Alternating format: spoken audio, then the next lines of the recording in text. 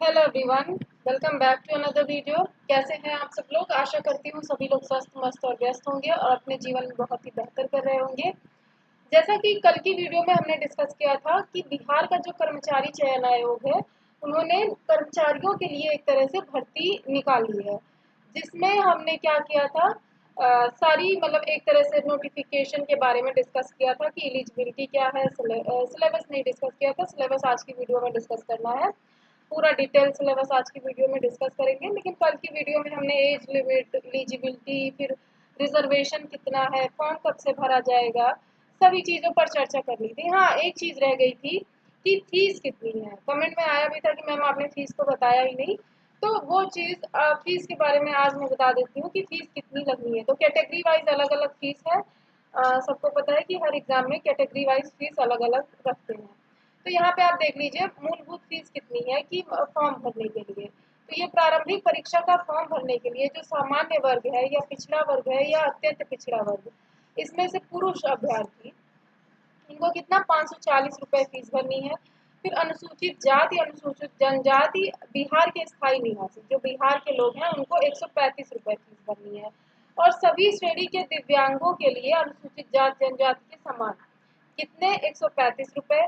फिर सभी श्रेणी की महिलाएं सिर्फ बाहर के स्थायी निवासी के लिए, जो बाहर के सॉरी बिहार के, जो बिहार की स्थायी निवासी है, महिलाएं हैं जो फॉर्म भरेंगी इसमें, उनको 135 रुपये फीस भरनी है। जो जो बिहार राज्य के बाहर के लोग हैं, चाहे वो पुरुष हो या महिला हो, कोई उसमें मुरैयत नहीं है, सबको चाहे पुरुष हो महिला हो, लेकिन अगर बिहार के बाहर रह रहे हैं तो उनको कितनी फीस भरनी पड़ेगी? 540 रुपये फीस भरनी पड़ेगी। तो ये हो गया आपका फीस का भी जो आप लोग कह रहे थे। चलिए फिर डिस्कस करते हैं सिलेबस को, क्योंकि आज की वीडियो पूरा सिलेबस पे ही डेडिकेटेड रहेगी, क्योंकि किसी एग्जाम को क्रैक करने के लिए पहले उसको सिलेबस को जानना समझना सबसे ज़्यादा ज़रूरी हो जाता है। क्योंकि सिलेबस एक तरह से हमारा एड्रेस होता है। अगर आपको कहीं जाना है, बोल दिया जाओ, वहाँ जाओ, चले जाओ, तो आप ऐसे निकलेंगे और चले नहीं जाएंगे। आप बोलेंगे अरे भाई एड्रेस तो बताओ, जाना कहाँ है, कैसे जाएंगे वो तो बताओ। तो जब वो एड्रेस देंगे आपको पता है तब आप जाएंगे, नहीं पता तो आप उनसे रूट भी पूछेंगे कि कैसे जाना है, कहाँ से ट्रेन लेनी है, कहाँ से मेट्रो लेनी है, कहाँ टैक्सी से जाना है, ऑटो कहाँ लेनी है, ये सारी चीज़ें आप पूछेंगे। तो उसी तरह से हमारा सिलेबस भी होता है। अगर आपको अपने लक्ष्य तक यानी कि अपने डेस्टिनेशन तक पहुँचना है, तो आपको सिलेबस का पता होना बहुत ज़रूरी है। सिलेबस पते की तरह है हमारे एग्ज़ाम को क्रैक करने के लिए। तो हमें सिलेबस की जानकारी होना बहुत ज़्यादा ज़रूरी है, जिस वजह से आज की वीडियो में हम पूरा का पूरा सिलेबस डिटेल में डिस्कस करेंगे। चलिए शुरू करते हैं वीडियो। वीडियो शुरू करने से पहले अगर आपने अभी तक चैनल को सब्सक्राइब नहीं किया तो सब्सक्राइब कर लीजिए, वीडियो को लाइक और शेयर कर दीजिए। आपको इसी तरह की कंटेंट्स रेगुलर बेसिस पे यहाँ पे मिलते रहते हैं। चलिए जानते हैं प्रारंभिक परीक्षा जो है आपकी, ये इसमें जो है शुरू से देखते हैं कि ये वस्तुनिष्ठ परीक्षा होगी। यानी कि कोई भी डिस्क्रिप्टिव नहीं है, आपको लिखना कुछ भी नहीं है। ओएमआर शीट पे आपको गोला करना रहेगा, सर्कल करना रहेगा। ऑब्जेक्टिव तरह का पेपर रहेगा, 4 ऑप्शन दिए रहेंगे, सही ऑप्शन को सेलेक्ट करके भरना रहेगा। तो ये रहा, ये आपकी ऑब्जेक्टिव रहेगी परीक्षा। फिर इसमें क्या लिखा है, प्रारंभिक परीक्षा वस्तुनिष्ठ प्रकृति की होगी। ठीक है, प्रारंभिक परीक्षा के माध्यम से कोटिवार उपलब्ध रिक्तियों में 5 गुणा संख्या के बराबर अभ्यर्थियों का चयन मुख्य परीक्षा के लिए किया जाएगा। जैसा कि मैंने बताया था कि ये परीक्षा प्री और मेंस 2 फेजेस में होगी। तो प्री में 5 गुना अभ्यर्थियों को चयनित किया जाएगा, किस लिए? मुख्य परीक्षा देने के लिए। तो जैसे इसमें पता है 11,000 लगभग, अभी शुरुआत में मैंने आपको दिखाया था कि लगभग 11,000 के बराबर सीटें हैं। तो 11,000 का 5 गुना आप समझ सकते हैं कि लगभग 55,000 लोगों का सिलेक्शन होगा प्री में, जो मेंस के लिए एलिजिबल रहेंगे, मेंस का एग्जाम देंगे। तो आपको इसमें अपनी एक सीट सुनिश्चित करनी है, बिल्कुल जी जान से लग जाइए, एकदम संकल्प अपना दृढ़ रखिए और मेहनत में जुट जाइए अभी से। एग्ज़ाम अगर 11 नवंबर तक फॉर्म भरे जा रहे हैं, तो आप समझ सकते हैं कि लगभग दिसंबर में जाके आपका पेपर होगा। तो समय आपके पास पर्याप्त है। जो लोग बीपीएससी यानी कि बिहार जो शिक्षक भर्ती आई थी, उसके लिए जो लोग तैयारी किए थे, उनको तो बिल्कुल भी समस्या आनी ही नहीं चाहिए। अभी जब मैं आपका नीचे सिलेबस डिस्कस करूँगी, तो आपको पता चलेगा कि जो भी शिक्षक भर्ती थी उसके सिलेबस में और इस एग्ज़ाम के सिलेबस में कोई भी डिफरेंस नहीं है, कोई ख़ास डिफरेंस नहीं है। तो मतलब एक तरह से सिलेबस भी सिमिलर है, आपने पहले से पढ़ रखा है बिहार शिक्षक भर्ती के लिए, फिर अभी भी आपके पास 2-3 महीने का आराम से समय है। तो अभी भी आप चीज़ों को पढ़ सकते हैं, रिवीजन कर सकते हैं, लगातार रिवीजन दीजिए, मॉक दीजिए, मतलब टेस्ट दीजिए, जिससे आपका क्या होगा, एक प्रैक्टिस, मतलब एक तरह से practice makes a man perfect कहा ही जाता है। तो प्रैक्टिस करिए, लगातार लगे रहिए, 2-3 महीने की बात है, मेहनत कर देंगे तो आपकी एक सरकारी नौकरी सुनिश्चित हो जाएगी। नए साल में आप भी आराम से गर्व से बोलेंगे कि हाँ भाई हमारी भी सरकारी नौकरी लग गई है। तो चलिए फिर देख लेते हैं सिलेबस क्या है। सिलेबस मैंने आपको एक तरह से इन शॉर्ट बता ही दिया कि जो बिहार शिक्षक भर्ती का सिलेबस था, लगभग वही इसका भी सिलेबस है। तो आइए देखते हैं इसमें क्या क्या दिया गया है। प्रारंभिक परीक्षा में एक पत्र सामान्य ज्ञान का होगा जिसके निम्नवत विषय होंगे। एक पत्र सामान्य ज्ञान का होगा, विषय आप देख लीजिए। सामान्य अध्ययन होगा, सामान्य विज्ञान एवं गणित होगा, मानसिक क्षमता जांच यानी कि रीजनिंग होगा। ठीक है, अब क्या लिखा है, प्रश्न वास्तुनिष्ठ एवं बहुविकल्पी होंगे। कुल प्रश्नों की संख्या 150 होगी। जैसा कि आपको पता है सीटेट में, एसटेट में, सब में 150 क्वेश्चन होते हैं, उसी तरह से इसमें भी 150 क्वेश्चन होंगे।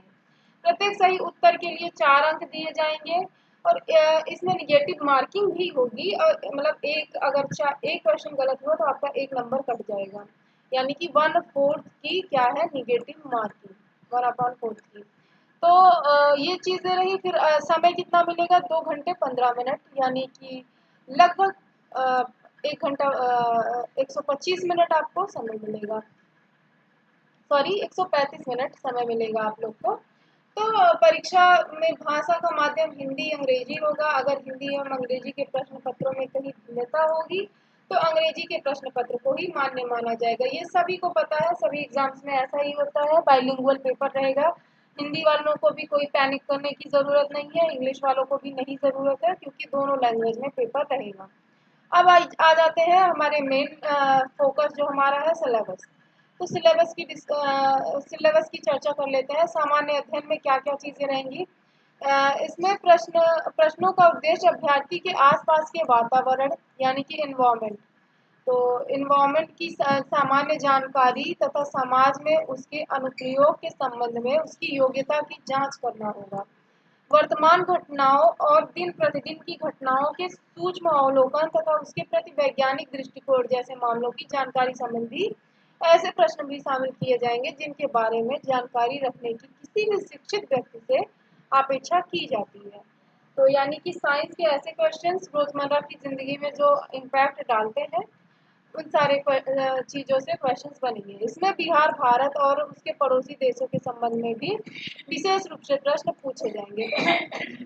बिहार से क्वेश्चंस बनेंगे, यानी कि बिहार का, यानी कि आपके अपने स्टेट का जो जीके है, जनरल नॉलेज है, फिर उसका जो कल्चर जो है, हेरिडिटी वहाँ की सारा कुछ, इन सब से भी क्वेश्चंस बन सकते हैं। फिर भारत का जो पड़ोसी देश है तो उनके बारे में भी, जैसे पाकिस्तान, चीन, अफगानिस्तान, म्यांमार, सारा, तो आप इन सब के बारे में भी जानते रहिए। यहाँ से इस तरह के क्वेश्चन बन सकते हैं, जैसे म्यांमार है तो कितने राज्य, भारत के कितने राज्य सीमा साझा करते हैं।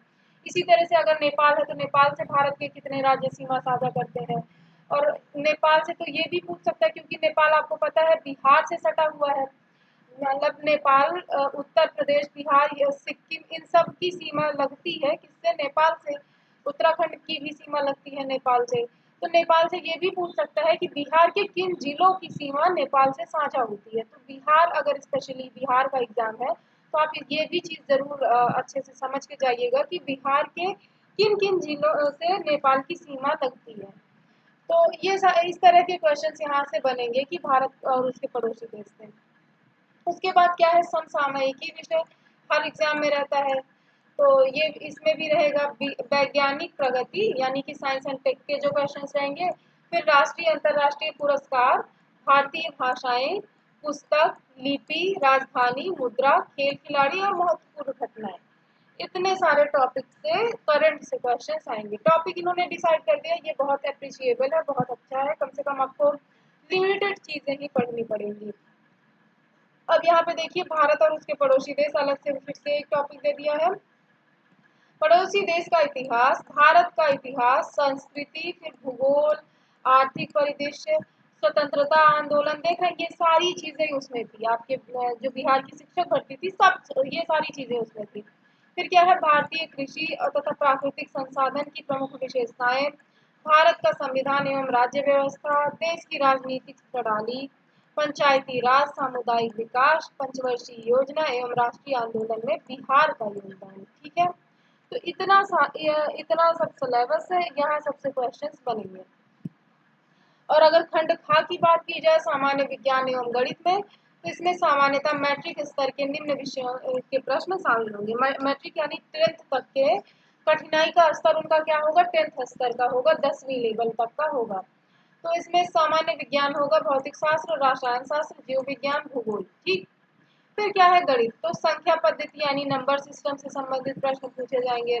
फिर पूर्ण संख्या यानी कि होल नंबर क्या है, फिर अभिकलन, फिर दशमलव, भिन्न, बहुत बेसिक सारी चीजें हैं। संख्याओं के बीच परस्पर संबंध, फिर मूलभूत अंक, गणितीय संक्रियाएं, प्रतिशत, अनुपात, समानुपात, औसत ब्याज, लाभ हानि। आप सभी को ये सारी चीजें सभी ने पढ़ी होंगी, चाहे आप मैथ्स के हो चाहे बायोलॉजी के, क्योंकि लगभग 8th तक तो सभी ने मैथ्स लिया होगा, सभी ने मैथ्स पढ़ा होगा। और ये लाभ हानि, औसत ब्याज, समानुपात, अनुपात, ये सारी चीजें 8th तक की ही है। 6th to 8th ये सारी चीजें पढ़ाई जाती है।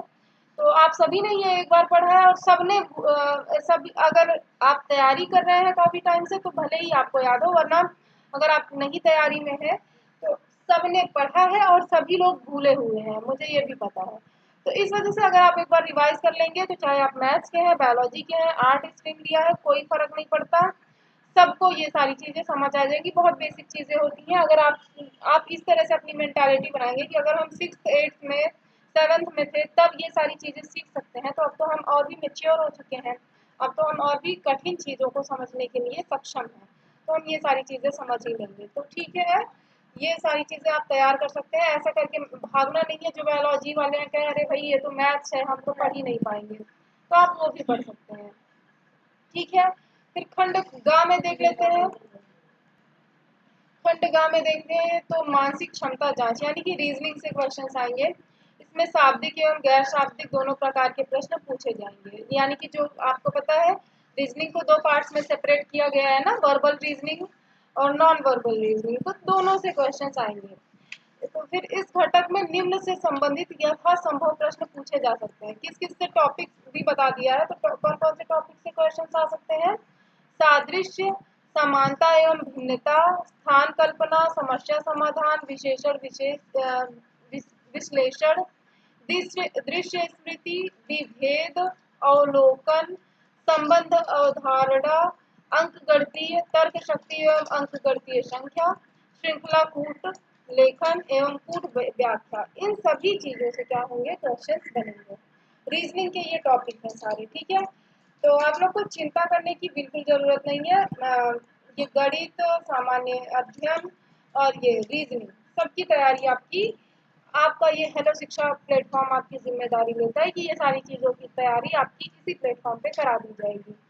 अब ये भी एक चीज जान लेने लायक है कि इसमें जो सामान्य वर्ग के लोग हैं, यानी कि बिहार में जो लोग रह रहे हैं, जनरल कैटेगरी के हैं वो, और जो भी अदर स्टेट के सभी लोग हैं, वो लोग, उनको कितना नंबर, अदर स्टेट्स में आप